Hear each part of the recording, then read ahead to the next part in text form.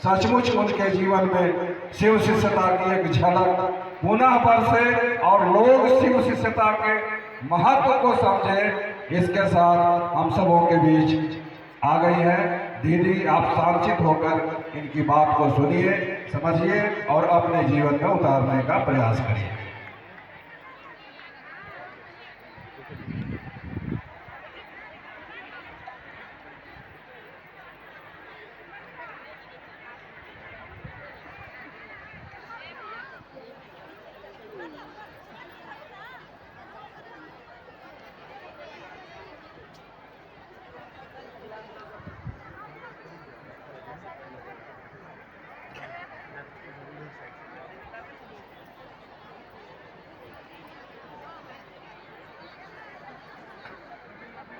मेरे गुरु महेश्वर शिव को मेरा प्रणाम है। इस काल के प्रथम शिव के शिष्य और हम सबों के परम आदरणीय वरेण्य गुरु भ्राता साहब श्री के चरणों में मेरा प्रणाम है।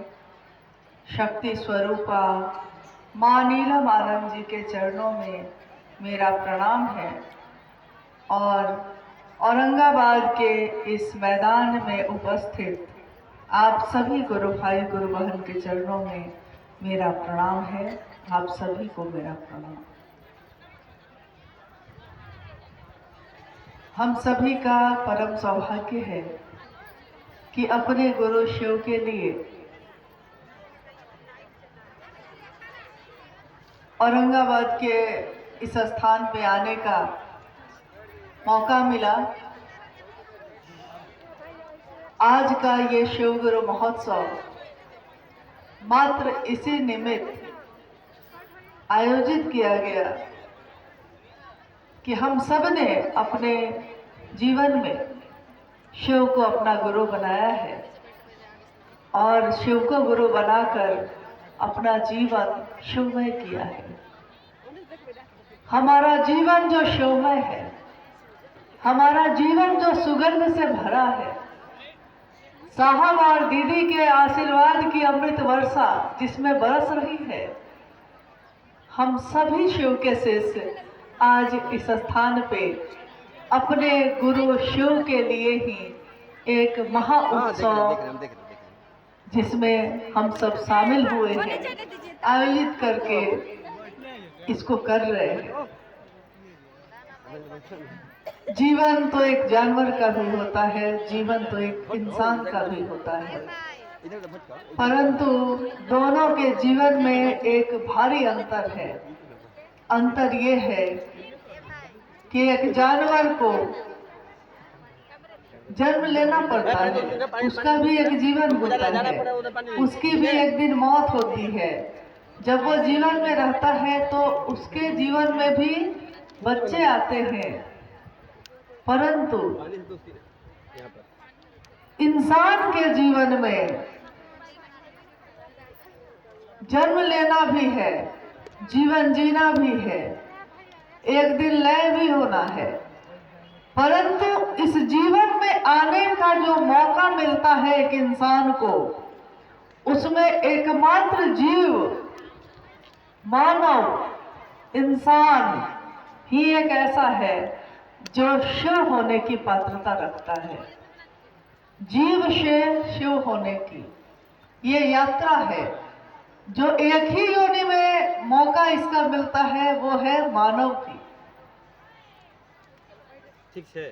शिव के अनेक स्वरूप की पूजा संपूर्ण विश्व ब्रह्मांड में होती आई है। भारत देश में ही नहीं, अनेकों देश में शिव के शिवलिंग की पूजा होती आई,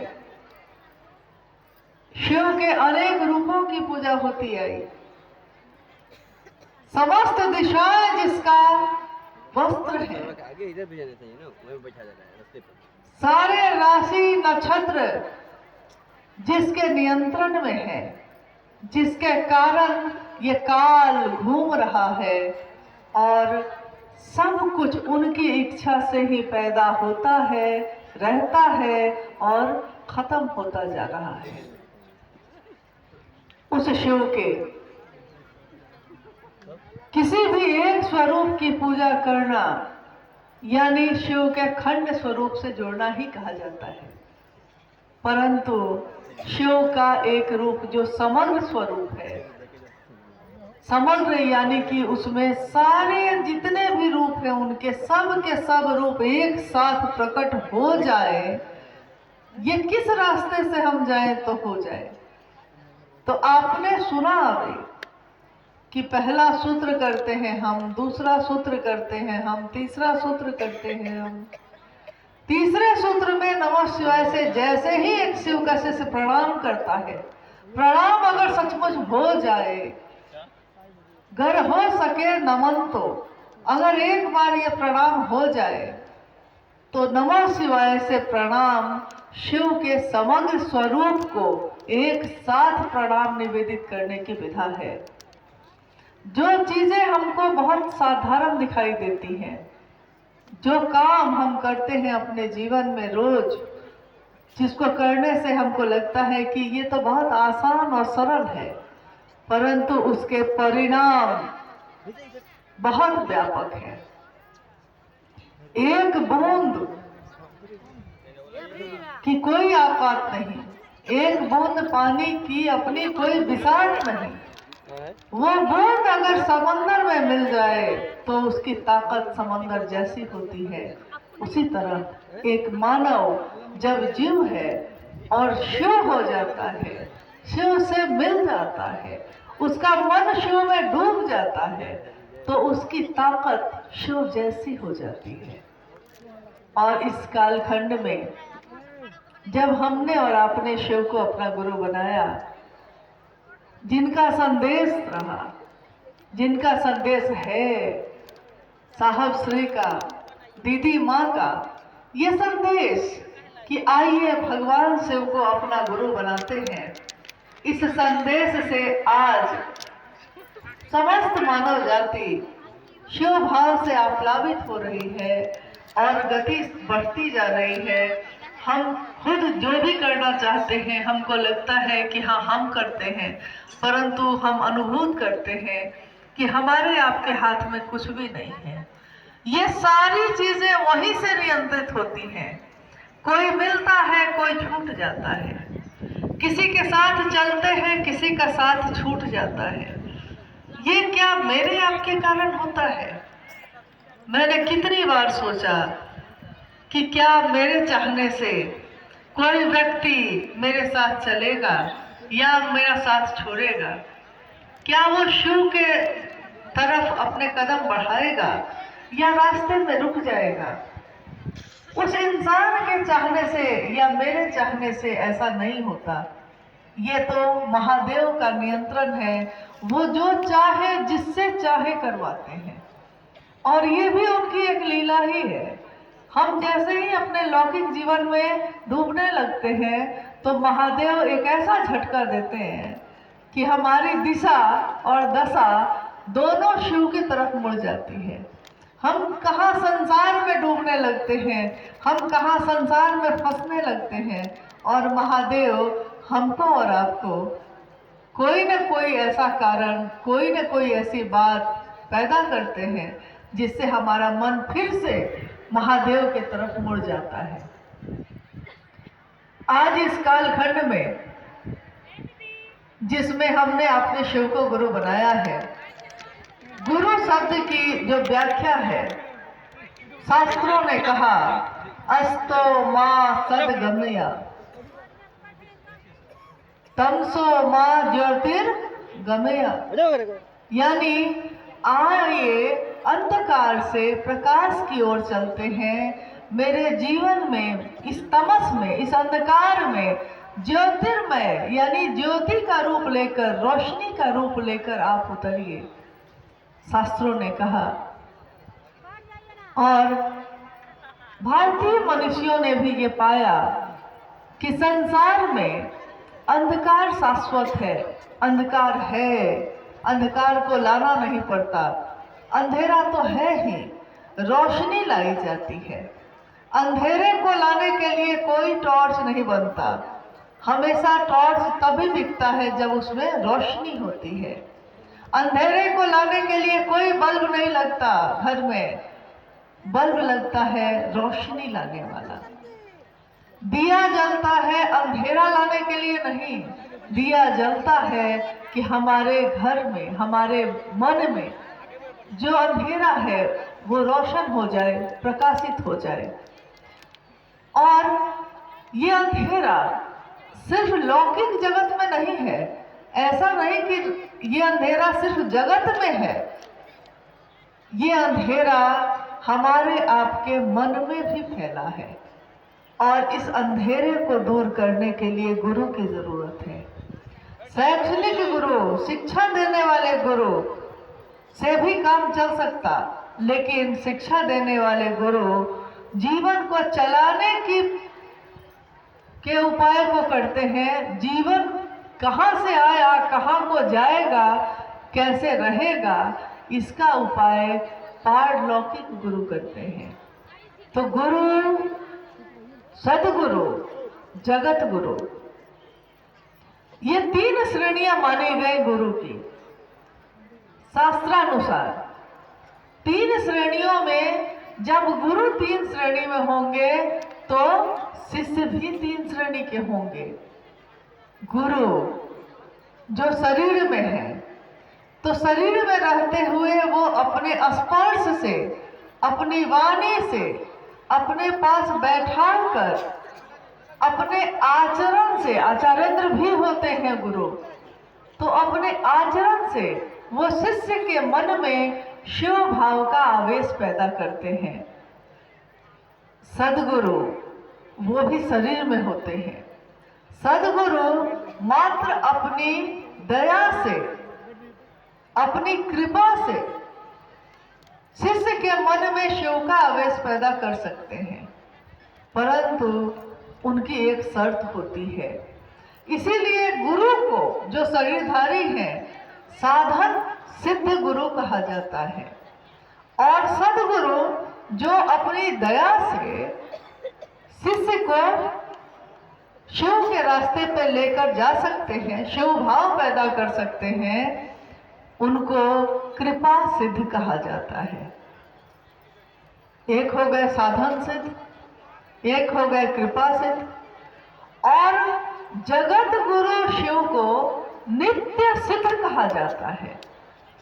नित्य सिद्ध यानी जो सधोजात है, जो अभी अभी पैदा हुआ है, जो नित्य और नवीन है, जिसकी नवीनता, जिसका नयापन कभी खत्म नहीं होता, वो हर पल हर क्षण नित्य है, नवीन है।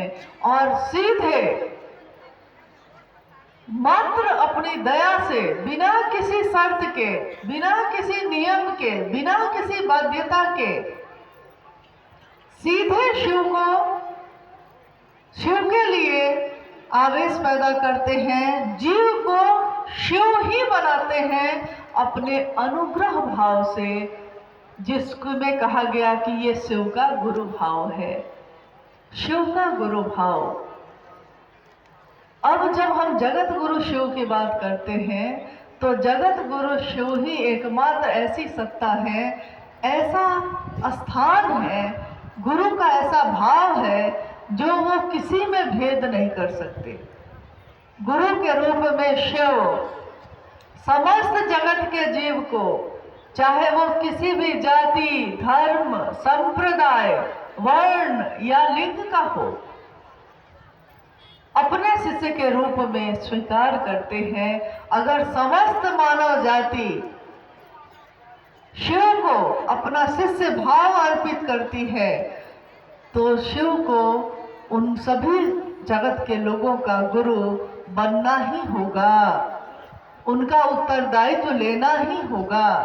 ये हमारे साहब श्री ने हमेशा कहा कि कम से कम आप सोच तो लीजिए, तो सोच तो ले तेरा इरादा क्या है, आप सोचिए तो आपका इरादा क्या है। क्या हम सबका साथ देने के लिए शिव को गुरु बना के चले हैं? सबको खुश रख सके इसके लिए शिव को गुरु बना के चले हैं? या हमने शिव को गुरु बनाया ही इसीलिए था क्योंकि जैसे ही ये विचार किसी ने मेरे मन में दिया, जैसे ही किसी ने मुझसे कहा कि क्या तुम शिव को अपना गुरु बनाओगे, और मेरे मन में ये विचार प्रवेश करता है, इस मस्तिष्क में, इस दिमाग में ये विचार प्रवेश करता है कि शिव मेरे गुरु हो सकते हैं। विचार का प्रवेश करना ही यानी महादेव की दया का अनुभव करना ही शिव की शिष्यता में दीक्षा कही जाती है। जिस समय हमारा मन ये सोच लेता है कि महादेव मेरे गुरु हैं, मैं उनका शिष्य हूँ, हे शिव आप मेरे गुरु हैं, मैं आपका शिष्य हूँ, मुझ शिष्य पर दया कर दीजिए, ये विचार का प्रवेश, ये सोच, ये महादेव की दया, यही मेरे मन में शिव का आवेश पैदा करती है। और जैसे ही मेरे मन में ये बात ठहरती है, जैसे ही दिमाग इस विचार को ग्रहण करता है, वैसे ही तुरंत ये दिल में प्रवेश करता है, रुकता नहीं फिर, क्योंकि रिश्ते दिमाग से नहीं बनते, रिश्ते दिल से बनते हैं। कोई भी भाव संबंध मन से बनता है, दिल से बनता है, हृदय की हुंडी उसमें स्वीकार होती है, दिमाग गणित बनाता है और दिल प्रेम करता है। दिमाग 2 और 2 4 करता है और दिल कोई गणित नहीं बनाता, वो बस प्यार करता है। कर ले शिव गुरु से प्यार, अमृत बरसेगा। महादेव से अगर प्यार हो जाए, हमारा मन उस महादेव को प्रेम कर सके। एक बार साहब ने कहा कि आप रोते हैं अपने जीवन के लिए, अपनी कामनाओं के लिए, अपने मनोकामना की पूर्ति के लिए, लेकिन अगर आप किसी दिन रो पाइए, अगर आप रो दीजिए महादेव के लिए, महादेव के लिए मेरी आंखों से अगर आंसू निकल जाए, तो साहब ने कहा क्या नहीं हो सकता है। ये धरती अपनी जगह छोड़ सकती है, ये आसमान अपनी जगह से हट सकता है, अगर आप शिव के लिए रो सकते हैं, नहीं तो हम दुनिया के लिए तो रोते ही हैं, उनके लिए भी रोते हैं जो कभी हमारे अपने नहीं हो पाते। हम दिन रात उनके चिंतन में लगे रहते हैं। आपने कभी देखा है कि कभी किसी राक्षस की मूर्ति की स्थापना हमने की हो? कभी नहीं करते। हम देवताओं की मूर्ति की स्थापना करते हैं, जो हमारा शुभ चाहते हैं, जो हमारा जीवन शिवमय हो जाए इसका आशीर्वाद देते हैं। हम उनकी तस्वीरें लगाते हैं, उस मूर्ति की, उस शिवलिंग की स्थापना करते हैं। परंतु जो हमारा अशुभ करता हो, जो हमारा अहित करता हो, जो हमारे बारे में हमेशा नकारात्मक सोचता हो, हम उसकी स्थापना अपने घर के पूजा घर में भी नहीं करते। और ये मन, जिस मन में हमने शिव को अपना गुरु बनाया है, इस मन में जहाँ शिव की स्थापना हुई है, वहाँ अगर जगह ही देना है तो वैसे लोगों का दीजिए जो आपके जीवन का सुख चाहते हो और जो शिव की तरफ चलने और चलाने का जज्बा रखते हो। अगर जगह ही देनी है अपने जीवन में तो उनको दीजिए जो शिव के लिए जीते हैं, शिव के लिए मरते हैं, जिन्होंने अपने जीवन को छोड़ दिया है बंदगी के लिए, जिन्होंने महादेव के प्रेम में अपना सर्वस्व लुटाया है। अगर जीवन देना ही है, जीवन में जगह ही देनी है तो उनके लिए देना चाहिए। अक्सर हमारे जीवन में कोई ना कोई घटना होती है और वो घटना या वो कोई कहानी हमारे जीवन की दशा और दिशा को बदल देती है। हमारे आपके साथ बहुत सारे वैसे लोग भी मिलते हैं जो हमारे मन को शिव भाव से भरते हैं। एक बार की एक घटना है और ये सच्ची घटना है। हम हमेशा समीक्षा करते हैं, हम हमेशा दूसरे की समीक्षा करते हैं, हम हमेशा ये सोचते हैं कि अमुक व्यक्ति ने महादेव का काम कितना किया या नहीं किया, परंतु हम ये भूल जाते हैं कि मेरा जीवन जो है, मैं अपने गुरु का काम कितना कर पाती हूँ, ये मेरी अपनी यात्रा है। मुझको अगर समीक्षा करनी ही है तो मुझको इस बात की करनी चाहिए। एक घटना है कि एक बार एक व्यक्ति जो वर्षों से बीमार पड़ा था, और वो इतना बीमार पड़ता रहा हमेशा कि एक दिन उसने बिस्तर पकड़ लिया। कितने महीने बीत गए, बिस्तर पर से हिला भी नहीं। एक बार एक शिव का शिष्य, एक गुरु भाई, उनसे मिलने गए। जब वो बैठे उसके पास तो उन्होंने कहा कि लोग आते हैं ना मिलने भैया। तो उस व्यक्ति ने जो बिस्तर पे पड़ा था उसने कहा, हाँ लोग तो आते हैं बहुत मिलने, परंतु जो आता है वो मुझसे सहानुभूति जता के चला जाता है, मुझ पे तरस खा के चला जाता है और कहता है क्या करिएगा, अब जीवन में ऐसा मिल ही गया है तो क्या करिएगा, ऐसे ही जीवन कटेगा, अब तो बिस्तर पे ही लगता है मौत हो जाएगी, यही कहते हैं और चले जाते हैं। तो उस गुरु भाई ने, शिव के शिष्य ने उस व्यक्ति से कहा, भैया जब आपने देख ही लिया है कि लोग कितने अपने हैं तो आप महादेव को गुरु क्यों नहीं बनाते। उस व्यक्ति ने जो बिस्तर पे था उसने कहा, महादेव को गुरु बना के क्या करना होगा। तो इस गुरु भाई ने कहा कि बस महादेव से मन ही मन दया मांगनी होगी, जहां मौका मिलेगा महादेव की चर्चा कर लीजिएगा। कोई जो मिलने आता है ना, आप चल तो नहीं सकते, आप बिस्तर से उठ नहीं सकते, तो जो मिलने आएगा उसी से महादेव की बात कर लीजिएगा, मन ही मन दया मांगते रहिएगा। और अगर सांस पे नमः शिवाय कर सकिए, क्योंकि माला भी पकड़ने की ताकत आपके हाथ में नहीं है, सांस में ही महादेव का नमन कर लीजिएगा नमः शिवाय से। मैं रोज आपसे मिलने आऊंगा, आप जरूर इस काम को करिएगा। वो गुरु भाई चले गए। इस व्यक्ति ने शिव को अपना गुरु माना और महादेव से दया मांगनी शुरू की।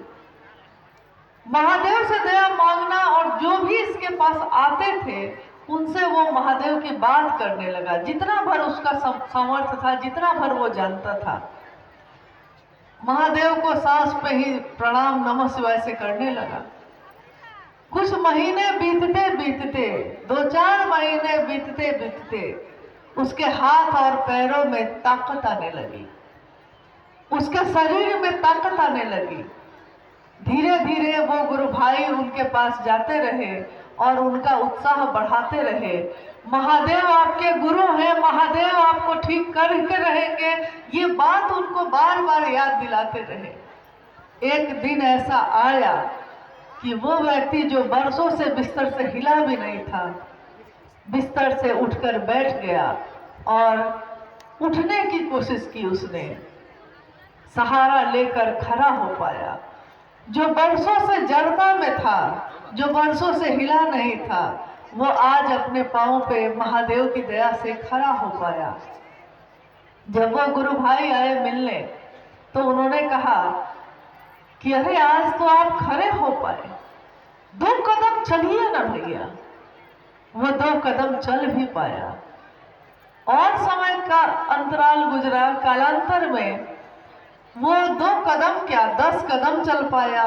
फिर उसने धीरे धीरे चलना शुरू किया और एक दिन ऐसा आया कि उस गुरु भाई के कहने से, शिव के शिष्य के कहने से उसने कहा कि अब मैं थोड़ा दौड़ भी सकता हूं। तो उसने कहा दौड़िए, किसने रोका है? महादेव की दया से आपको जीवन मिला है तो दौड़िए। तो बड़ी मुश्किल से वो उस दिन पहली बार 1 किलोमीटर तक दौड़ पाया। एक जो हिल नहीं सकता था वो 1 किलोमीटर तक दौड़ पाया। ये उसके जीवन की सबसे बड़ी संपत्ति थी। जब वो खुश होकर हंसा, महादेव की तरफ मन गया उसका और उसने महादेव को कृतज्ञता व्यक्त की, महादेव आपने बड़ी दया की। उसी समय उसको एक व्यक्ति मिले और उस व्यक्ति ने उससे कहा कि दौड़ रहे थे क्या? तो इसने कहा कि भैया मैं 1 किलोमीटर दौड़ा। उस व्यक्ति ने कहा, जो अभी अभी उससे मिला था, उसने कहा बस 1 ही किलोमीटर दौड़े? मैं तो 20 साल से रोज 20 किलोमीटर दौड़ता हूं, तुम बस 1 किलोमीटर दौड़ के खुश हो रहे हो? मेरे सामने तुम क्या हो? साहब ने कहा, इस कहानी को बताते समय साहब ने कहा कि ऐसा ही हाल है हमारा आपका। कोई बरसों से जड़ता में जकड़ा हुआ है, शिव को गुरु मानकर वो चलना शुरू करता है। 2 कदम चलता नहीं है कि 20 साल 30 साल पुराने गुरु भाई मिल जाते हैं उसको, और वो उसको नीचा दिखाने लगते हैं। कहने लगते हैं कि बस तुमने एक घोषणा की, मैंने तो इस पूरे क्षेत्र में घोषणा की है, मैं तो 20 साल से घोषणा कर रहा हूं। इसका चेहरा मुरझा जाता है। नए गुरु भाई, नए गुरु वाहन जो अभी अभी उन्होंने शिव शिष्यता का रास्ता चुना ही था, चलना ही शुरू किया है, हमारी उस बात को सुन के टूट जाते हैं, उदास हो जाते हैं, सोचते हैं कि इस भैया के सामने मैं क्या हूं, कुछ भी नहीं। परंतु कोई नहीं जानता कि उसके जीवन में इससे पहले क्या हो रहा था, किस जड़ता से, बरसों की बीमारी से, बरसों के व्याधि से, बरसों की पीड़ा से वो मुक्त हुआ है, और आज अभी उसने खुली हवा में सांस ली है।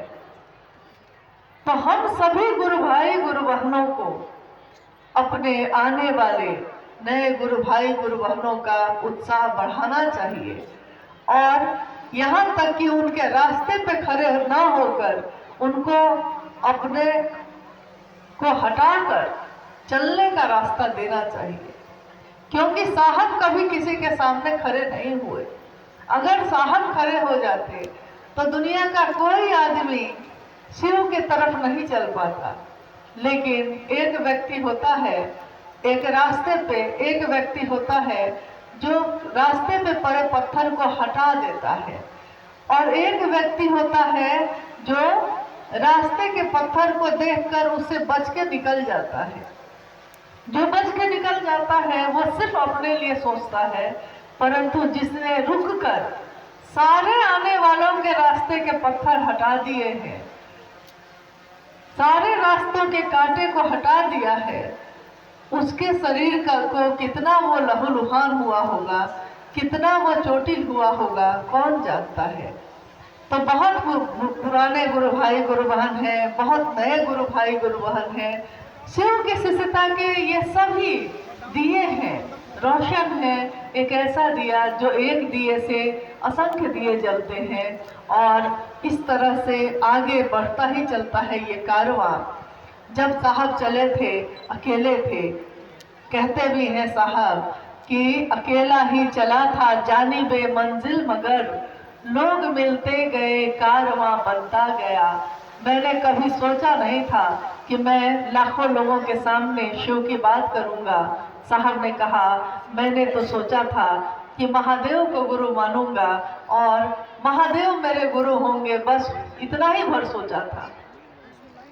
मेरे श्रांत और क्लांत मन को सहारा दिया महादेव ने। 14 वर्षों तक साहब ने साधना, आराधना, उपासना, मंत्रों का जप किया, परंतु उनको कुछ भी हासिल न हुआ। और जब 14 वर्ष बीत गए तो आरा के गांगी शमशान में रात के 2 बजे साहब के मन में एक आवाज जो गूंजी थी कि गुरु भगवान होते हैं तो भगवान गुरु क्यों नहीं। उन्होंने भगवान शिव को अपना गुरु बनाया था, शिव को गुरु बनाया था यही सोचकर कि भगवान है वो। पता नहीं गुरु का काम करते भी हैं कि नहीं करते हैं, परंतु अगर वो गुरु का काम करते हैं तो पता चल जाएगा, परिणाम बताएंगे। उसके बाद के 8 वर्षों में साहब श्री के जीवन में, दीदी माँ के जीवन में इतनी घटनाएं हुई जिन घटनाओं ने उनको अनुभूत करा दिया कि महादेव सचमुच में है। हमारे आपके जीवन में भी प्रतिदिन चमत्कार होते हैं, घटनाएं होती हैं, और ये घटनाएं हमको बताती हैं कि महादेव गुरु हैं और सचमुच में परिणामदायी गुरु है, सचमुच में गुरु है। ऐसा नहीं कि सिर्फ बोली में गुरु है। आज जितने भी गुरु भाई गुरु बहन महादेव को गुरु बना के चल रहे हैं, उनके जीवन में अच्छा हुआ, शिवमय हुआ जीवन, सुखमय हुआ जीवन और आनंद की अनुभूति हुई। महादेव आनंद की अनुभूति कराते हैं। सुख होगा तो दुख भी होगा, दुख होगा तो सुख भी होगा, परंतु आनंद एक ऐसी अवस्था है जिसमें आनंद की अवस्था में अगर आदमी का मन है तो सुख भी आता है तो वो बौराता नहीं, और दुख भी आता है तो वो उदास नहीं होता, घबराता नहीं। फकीरी में भी अमीरी का मिजाज लाता है। और ये कैसे आता है? महादेव की दया से, महादेव के संबल से, महादेव के सानिध्य में रहने से आता है। अंतः से पुकारोगे तो उबार देंगे शंभु, हे उरग उर के बल जा गलहार लेंगे शंभु। अंतः से, अपने अंदर से हम जब पुकारते हैं महादेव को तो अंतः से पुकारते हैं तो उबार देते हैं। हर दुख से, हर पीड़ा से, हर कष्ट से महादेव निकाल देते हैं। और उरग भी, एक सांप भी जिसका स्वभाव है डसन, जिसका स्वभाव है जहर रखना, जिसका स्वभाव है टेढ़ा चलना, वो भी अगर सीने के बल जाता है तो महादेव उसको अपने गले में धारण करते हैं। हे उरग उर के बल जा गलहार लेंगे शंभु। संचित क्रियामान प्रारब्ध, जो भी हमने कर्मफल किए होंगे, जो भी मेरे संचित के कर्मफल हैं, जो भी मेरे प्रारब्ध हैं, जो मेरे पूर्व जन्म के किए हुए कर्म भी हैं, अगर तो जो भी मैंने किया है जाने अनजाने में, वह सब महादेव के चरणों में डाल दीजिए। संचित क्रियमान प्रारब्ध शब्द कदमों में डाल दे। मत सोच क्या खता है, मत सोचिए कि मेरी क्या गलती है या नहीं है, मत सोच क्या खता है, खतावार होंगे शंभु। हे उरग उर के बल जा गलहार लेंगे शंभु। आज का ये जो शिव गुरु महोत्सव जो अब अपने समापन के तरफ है, आज का ये दिन भी हमारे जीवन में एक चमत्कार की तरह ही है। कल तक जो तेज गर्मी थी, इतनी तेज कि हम लोगों को लग रहा था कि पंडाल नहीं बना है तो लोग बैठेंगे कैसे इस गर्मी में। देखिए महादेव की दया, कि महादेव की दया ने सुबह से ही कुहासे की चादर का पंडाल बना दिया और धूप की तेज किरण आपको छू भी न पाए। महादेव की दया है, असीम है, अनंत है। जिस तरह हमारा मन है, असीम है, अनंत है, उसी तरह महादेव की दया भी है। अगर सही मनसा से महादेव का काम किया जाए तो महादेव हर कदम पे साथ देते हैं। मनसा सही हो। साहब और दीदी ने हमेशा यही कहा कि आपका इरादा क्या है। आपको याद होगा कि कभी दीदी माँ ने ये कहा कि मैं आपके लौकिक कांटों को चुन लूंगी। मैं नीलम आनंद यानी शिव की शिष्या, साहब की अर्धांगिनी, प्रथम शिव के शिष्य के बाद जो जिन्होंने पहली बार जिसको कहा माँ नीलम आनंद जी को, और माँ ने अपनी चर्चा में कहा कि मैं आपके लौकिक कांटों को चुन लूंगी, छाया बनकर सदैव आपके साथ चलूंगी, बशर्ते शिव गुरु कार्य में बेईमानी नहीं। सोचिए उन्होंने किस जज्बे से ये कहा। क्यों कहा? क्योंकि वो हर बात करने के लिए तैयार है, हमारा आपका साथ देने के लिए तैयार है। शर्त एक ही रखी उन्होंने, कोई शर्त होती नहीं प्यार में कोई शर्त नहीं होती, परंतु शिव की शिष्यता में चलने वालों के ऊपर दीदी माँ ने यही शर्त रखी, बशर्ते शिव गुरु कार्य में बेईमानी नहीं है। महादेव का काम ईमानदारी से होता रहे, हमारे आपके द्वारा इसी की कामना है, इसी की इच्छा है। और साहब और दीदी का अहर्निश आशीर्वाद जो बरस रहा है हमारे आपके जीवन में जो साथ चल रहे हैं और साथ चलने चलाने का वादा कर रहे हैं, उन साहब से भी मेरी यही प्रार्थना है कि हम सभी शिव शिष्यों का जीवन शिवमय हो, सुखमय हो। महादेव की दया की अमृत वर्षा हम सबके जीवन में यूं ही बरसती रहे और हमारा जीवन चाहे जहाँ भी जाए, जिधर से भी गुजरे शिव का शिष्य वो अमृत में बदले, जहाँ जहर फैला हो वहाँ का माहौल अमृत बन सके, इसकी कोशिश करे। किसी के हाथ में कीचड़ होता है तो वो कीचड़ उछालता है, किसी के हाथ में रंग है, अबीर है, गुलाल है तो वो गुलाल उछालता है। जिसके हाथ में जो होता है वो इस दुनिया में उछाल देता है। बताइए हमारे आपके हाथों में क्या है? क्या है हमारे दिल में? क्या है हमारे हाथों में? हमारे दिल में है महादेव। महादेव को ही, महादेव की दया को ही अपने हृदय से उछालिए पूरे संसार में। जिसके पास जो होता है वो दूसरे को वही दे सकता है। जिसके दिल में रोशनी हो वो दूसरे के घर में, अंधेरे घर में रोशनी लेकर ही जाता है। तो दूसरे के जीवन में भी शिव हम दे सके, इसकी कामना है।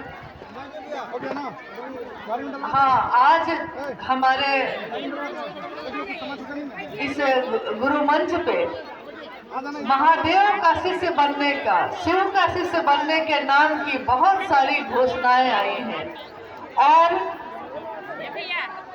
आज इस गुरु मंच से जिन्होंने भी ये नाम भेजा है, हम सभी शिव के शिष्य इस नाम की घोषणा करते हैं। जिन्होंने भी गुरु भाई या गुरु बहन जिसने भी अपने नाम को इस गुरु मंच पे भेजा है, अपने गुरु महादेव के अंतरिक्ष साम्राज्य में संप्रेषित करते हैं। कृपया दर्ज हो, जागो जागो महादेव। महादेव की असीम दया से आज का ये कार्यक्रम हम अपने गुरु के चरणों में, अपने साहब दीदी के चरणों में समर्पित करते हैं और सभी गुरु भाई गुरु बहनों से अनुरोध है कि शिव की शिष्यता का परिचय देते हुए आप सभी धीमे धीमे कदमों से अपने घर को लौटिए। महादेव लेकर आए हैं तो बहुत अच्छा, न लेकर आए हैं तो अपने साहब दीदी से महादेव को लेकर जाइए। आप सभी के चरणों में मेरा प्रणाम है, आप सबको मेरा प्रणाम। Hello hello